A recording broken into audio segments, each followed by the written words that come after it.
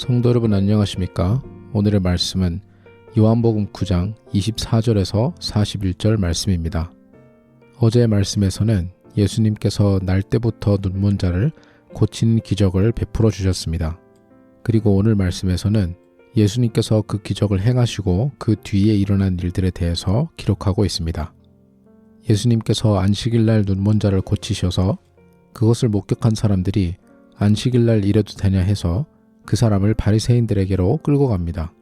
그리고 바리새인들은 계속해서 예수님께서 하신 이 기적을 적극적으로 부인하려고 합니다. 그래서 눈을 뜨게 된 사람을 직접 신문하고 그 사람의 부모까지 데리고 와서 예수님에 대해서 계속 질문하며 압박을 합니다. 그래서 오늘 말씀에서는 바리새인들이 다시 한번 눈이 멀었다가 나았던 사람을 다시 불러와서 그 사람에게 예수님에 대해서 다시 물어봅니다. 지금까지 바리새인들이 한 것을 보면 이자의 부모까지 끌어내고 이 사람을 둘러싸서 아마 대단히 많은 압박을 주고 있었을 것입니다. 그래서 바리새인들이 결국에 그들이 원했던 답은 눈이 멀었다가 나음을 받은 사람이 분위기를 이기지 못해서 자기는 사실 아직도 눈이 멀었다든지 아니면 원래 눈이 그래도 괜찮았다든지 거짓말을 하든지 아니면 지금 자신은 시력을 되찾았지만 그것을 고쳐주신 예수님에 대해서 어떠한 형태로든 부정하거나 험담을 하기를 바랬던 것입니다. 물론 삼자인 입장에서 이 상황을 보면 너무나도 어이없는 요구였습니다. 그래서 오늘 말씀에서 이 병고침 받은 사람과 바리새인들의 대화를 들어보면 오늘날 텔레비 드라마에 나오는 대사 못지않게 서로 세게 주고받고 있는 것을 볼 수 있습니다. 24절의 바리새인들이 눈고침 받은 자에게 우리는 예수라는 이 사람이 죄인인 것을 안다. 그러니까 빨리 그 사람을 부인해라라는 식으로 얘기를 하고 있습니다. 그러자 25절에 이 눈고침 받은 자가 이렇게 대답을 합니다. 솔직히 그 사람이 죄인인지 아닌지는 모르겠지만 한 가지 분명한 것은 이전에 나는 보지를 못했으나 지금은 내가 고침받아서 볼 수 있다라고 주장합니다. 그러자 바리새인들은 정확하게 어떻게 됐냐, 어떻게 당신이 눈을 뜰 수 있게 됐냐라고 더 추궁을 합니다. 그러자 그는 내가 벌써 얘기를 했는데 왜 듣지를 않느냐 그러면서 놀리는 말투로 당신들도 그분의 제자가 되기를 원하십니까? 라고 질문합니다. 이것을 들은 바리새인들은 화가 나서 너나 그 사람의 제자지 우리는 모세의 제자다라고 얘기합니다.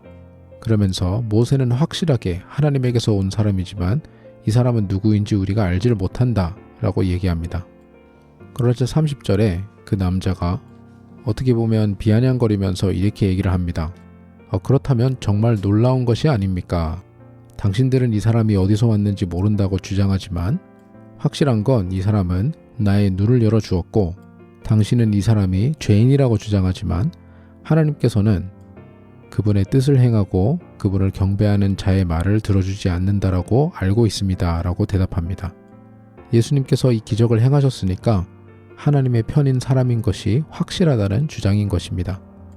그러면서 32절에 역사적으로 단 한 번도 날 때부터 눈멀었던 사람이 기적적으로 눈을 열게 된 것은 이번이 처음이라고 주장하고 있습니다. 본인의 상황이랑 하나님께서 여태까지 어떠한 기적들을 행하셨는지에 대해서 그래도 잘 알고 있는 편이라는 것을 보여주고 있습니다. 바리새인들은 이 남자가 주장하는 논리에 반박을 할 수가 없자 34절 말씀에 어떻게 죄로 태어난 당신이 바리새인인 우리들을 가르쳐 대려고 드느냐라고 화를 내면서 그 남자를 쫓아내게 됩니다.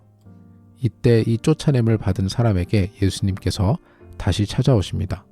그리고 예수님과 대화 후 이 사람은 예수님을 더욱 제대로 믿고 경외하게 됩니다. 이 상황을 보시고 예수님께서는 당신이 이 땅 가운데 오신 목적이 심판을 하기 위함과 보지 못하는 자들에게 볼 수 있게 하심과 그리고 본다고 주장하는 자들에게 그들이 실제로는 보지 못하는 것을 알려주기 위해서 오셨다고 말씀하십니다. 그리고 이 말을 들은 바리새인들은 화가 나서 우리가 눈 멀었다고 지금 얘기하고 있는 겁니까? 라고 예수님에게 항의를 합니다. 그리고 예수님께서는 당신들이 진짜 눈 먼 거였으면은 죄가 없었겠지만 바리새인 당신들은 스스로 볼 수 있다고 주장하고 있기 때문에 여러분들의 죄가 확정되는 것입니다라고 말씀하고 계십니다. 오늘 말씀에서 특이점은 예수님께서 돌아가시기 전에 사복음서를 통틀어서 예수님을 이렇게 열정적으로 그리고 강력하게 변호했었던 사람은 오늘 말씀에 나오는 바로 이 눈이 멀었었던 사람이었습니다. 성경에서는 이 사람의 이름도 나와 있지 않습니다. 하지만 이런 사람이 이렇게 강력하게 예수님은 하나님께서 보내신 분이라는 것을 믿고 다른 사람들에게 변증할 수 있었던 이유는 크게 두 가지가 있습니다. 첫 번째는 이 사람은 말씀을 알고 있었던 사람입니다. 눈이 멀어서 길거리에서 구걸하고 있던 사람이라 하더라도 오늘 말씀을 보면 이 사람은 신학적으로 왜 예수님께서는 하나님이 보낸 사람일 수밖에 없는지에 대해서 잘 설명하고 있습니다.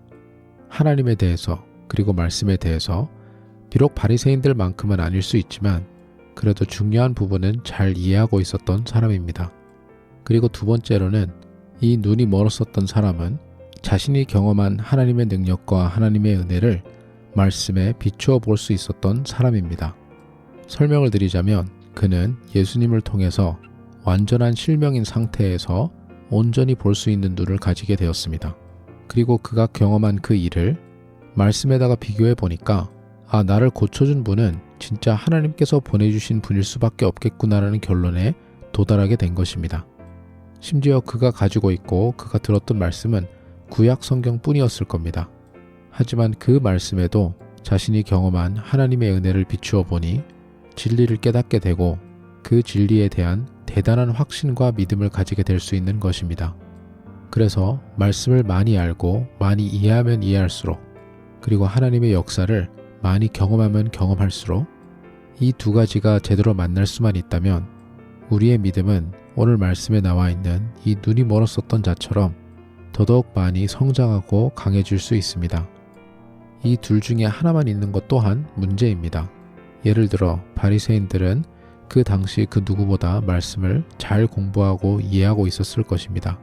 하지만 그들의 많은 지식에도 불구하고 그들이 눈으로 직접 목격하고 직접 경험했던 예수님의 기적들, 그 기적들을 진짜 단순히 말씀에 비추어 보는 것을 거부했던 것입니다.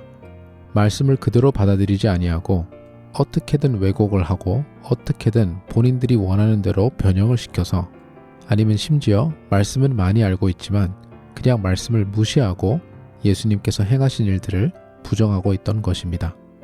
그래서 오늘 예수님께서 말씀하신 것처럼 저와 여러분도 눈먼 자처럼 살아가지 않으려면 심지어 나는 내가 잘 볼 수 있다고 생각하면서 사실은 눈이 먼 사람처럼 살지 않기 위해서는 말씀을 잘 이해하고 알 뿐만 아니라 하나님께서 우리에게 주신 크고 놀라운 은혜들을 말씀에 비추어서 솔직하게 잘 받아들일 수 있어야 합니다. 저와 여러분 또한 하나님께서 우리에게 주신 말씀을 알고 이해하고 그 말씀에 비추어 하나님을 경험하는 삶을 살아가는 저와 여러분이 되시기를 간절히 소망합니다. 기도하겠습니다. 하나님 아버지, 우리의 삶 속에서 우리가 누리고 있는 하나님께서 주시는 은혜와 축복들이 너무나도 많음을 고백합니다. 우리의 삶에 말씀을 비추어 볼 때 얼마나 하나님의 놀라우심과 하나님의 사랑이 묻어 있는지를 볼 수가 있습니다. 이러한 우리의 삶 가운데 주님의 사랑과 역사하심을 날마다 보면서 깨닫고 감사하면서 살아가는 저희 모두가 될 수 있도록 주님 인도하여 주시옵소서. 감사드리며 예수님 이름으로 기도드립니다. 아멘.